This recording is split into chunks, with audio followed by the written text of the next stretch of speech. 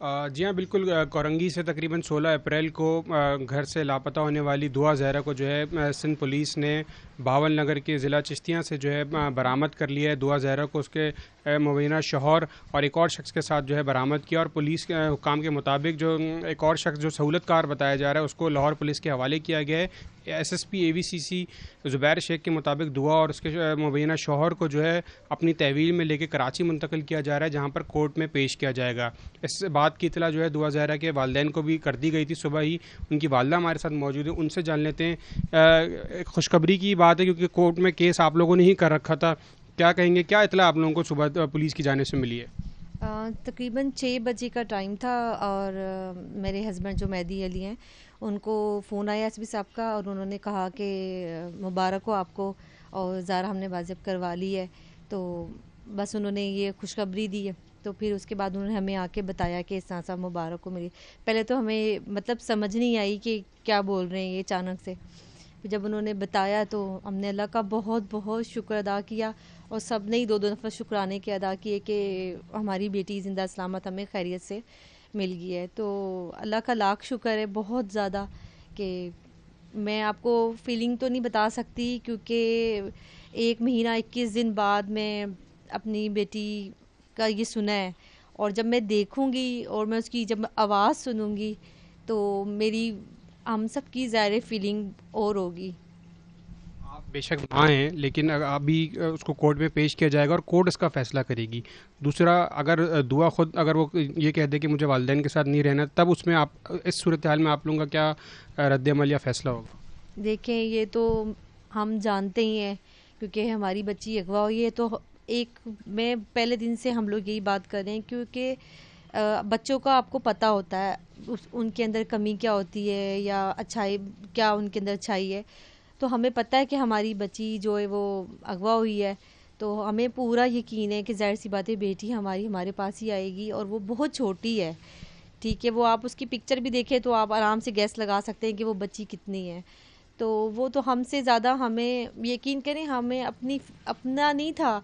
ہم تو چلے روتے تھے، بیٹھتے تھے، پڑھتے تھے، دعائیں کرتے تھے. تو ہمیں کوئی نہ کوئی چپ کرا ہی دیتا ہے کہ چپ ہو جاؤ، بچیاں دیکھ رہی ہیں، یا اللہ کرے گا بہتر کرے گا. تو ہمیں اس کا سوچ کے بہت تکلیف ہوتی تھی کہ وہ کس حال میں ہوگی، اکیلی ہوگی، ماں باپ کو پکارتی ہوگی، اپنے اللہ کو یاد کرتی ہوگی. تو ہمیں اس کا سوچ کے بہت تکلیف ہوتی تھی کہ وہ اذیت میں ہے، اور اللہ تعالیٰ اس کو حفاظت کرنا اس کی اور خیر خیریت سے لیا ہے. تو انشاءاللہ تعالیٰ آپ بھی دیکھیں گے، انشاءاللہ تعالیٰ سب دیکھیں گے کہ ہماری بیٹی انشاءاللہ ہمارے پاس آئے گی.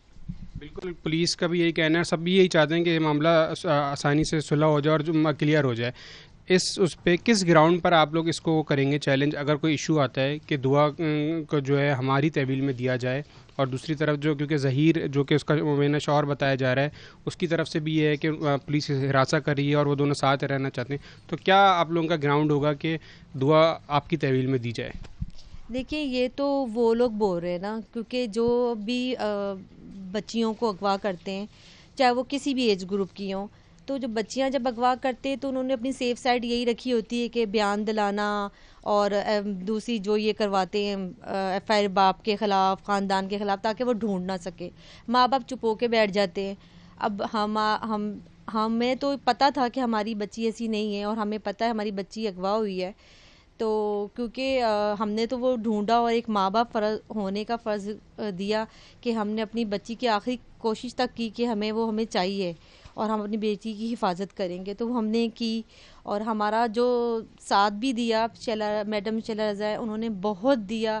پھر ہماری سندھ پولیس نے بھی بہت ساتھ دیا. اس میں ڈفرینٹ ایجنسیاں جو ساتھ دے رہی تھیں ان کا، پھر جو میں آپ کو بتا نہیں سکتی، یقین کریں، پاکستان سے باہر اتنی ماؤں کے فون، میں آپ کو ان کی فیلنگ نہیں بتا سکتی. میں تو چلے ماں ہوں نا، انہوں نے میری بیٹی کے لیے نظر و نیاز کی ہیں، انہوں نے میری بیٹی کے لیے دعائیں کی ہیں، منتیں مانی ہیں. انہوں نے مجھے خود کہا آپ فکر نہیں کریں، آپ کی بیٹی آئے گی انشاءاللہ تعالی. تو سب پاکستانی ماں باپ، بہن بھائی، اور جتنے باہر بھی ہیں، ان سب نے ہمارے لیے بہت دعا کی ہے. میں ان سب کا، آپ سب کا بہت شکریہ ادا کرتی ہوں، اور آپ لوگوں کا ایسے ہی ساتھ چاہیے، کیونکہ دیکھیں یہ میری بیٹی کی بات نہیں تھی. ہم چلیں چپ ہو کے بیٹھ جاتے, رو پیٹ کے بیٹھ جاتے کہ بچی ہماری کہاں گئی. ہمیں تو نہیں پتہ تھا کون لے گیا کون نہیں لے کے گیا.